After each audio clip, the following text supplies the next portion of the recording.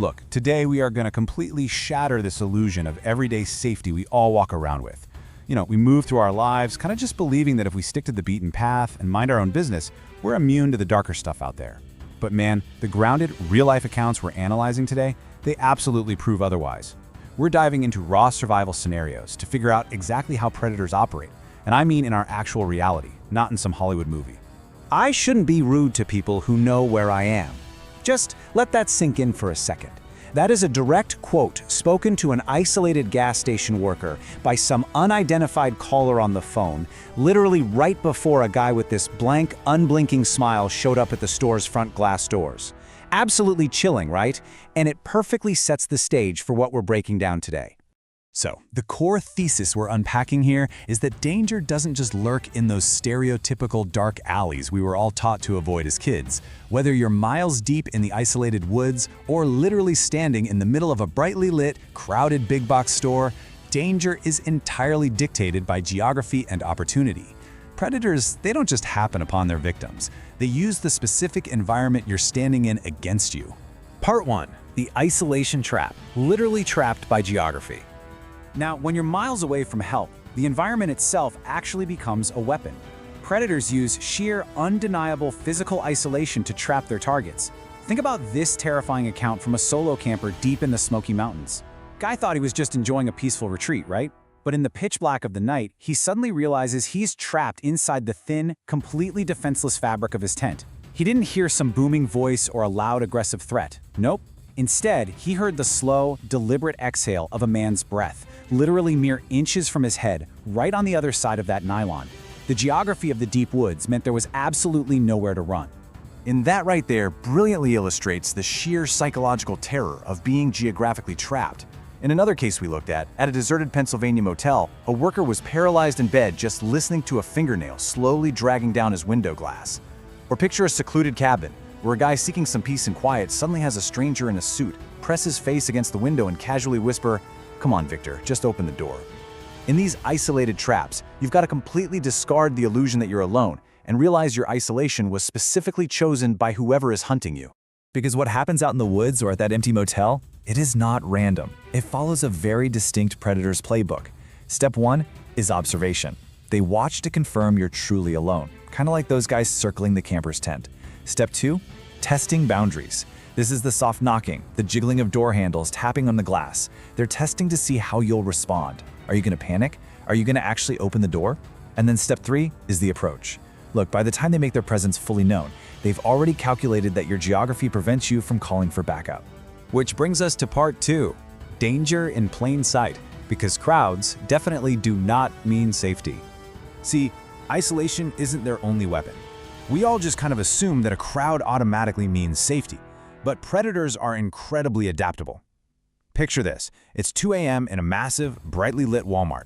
A female employee realizes she's being stalked by a guy who's matching her every single move.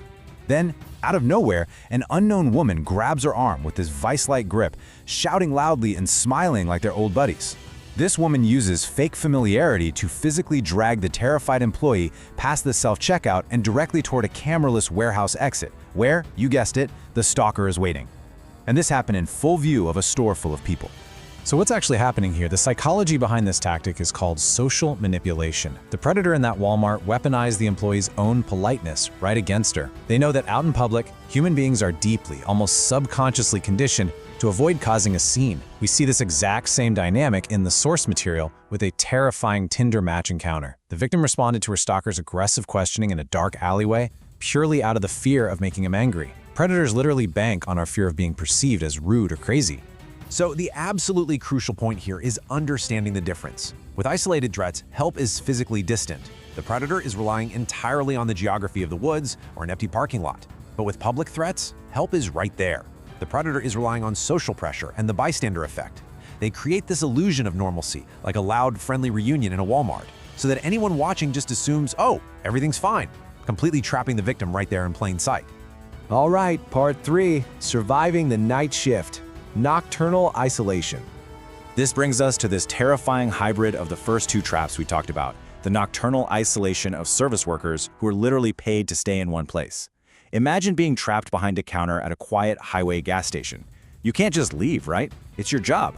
One worker in our accounts endured hours of just unbearable tension. First, the phone rings, and some guy uses this fake horror movie serial killer voice to taunt him. Then, a man actually walks into the store. Doesn't buy much, he just wanders around. When he finally reaches the door to leave, he stops, turns his head, drops his chin, and gives this blank, knowing smile through the glass before slipping into the blind spot of the security cameras. He was just waiting in the dark to ambush the worker on his walk to his car. Or consider the story of the dive bar bartender. This well-dressed couple comes in, they're complimenting her, offering her a supposedly lucrative, super exclusive job at a private party. When she politely declines, the woman's smile just instantly drops, and she says, "You should step outside for a second. There's someone who can explain it better."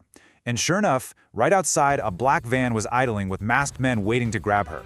Predators know night shift workers are a captive audience, and their whole goal is just to lure them out of the safety of that building.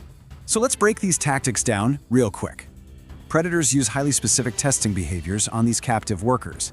They'll use the fake emergency, right? Like the guy claiming his car broke down just to force the clerk to step outside and help. They'll use the over-the-top lure, promising some massive payday to lower a young bartender's rational inhibitions. Or they'll do the lingering stare, pretending to browse the chip aisle while they're actually testing the target's vigilance and response time. They use these totally mundane, everyday interactions to carefully gauge exactly how vulnerable you are. Part 4. Trusting your instincts. You gotta break the freeze response. So, what does this all mean for us? How did the people in our source material actually make it out alive?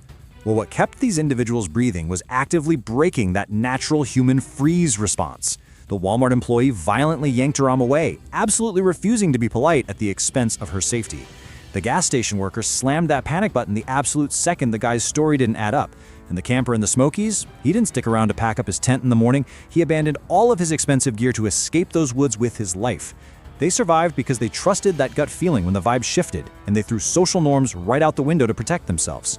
Which leaves us with this final, really critical thought. We've analyzed the geography of danger today. We've seen exactly how predators use isolation, crowds, and even our own politeness against us. So, if you found yourself alone at a rest stop tonight, or approached by a way too friendly stranger in a store, would you be ready to break the rules to survive?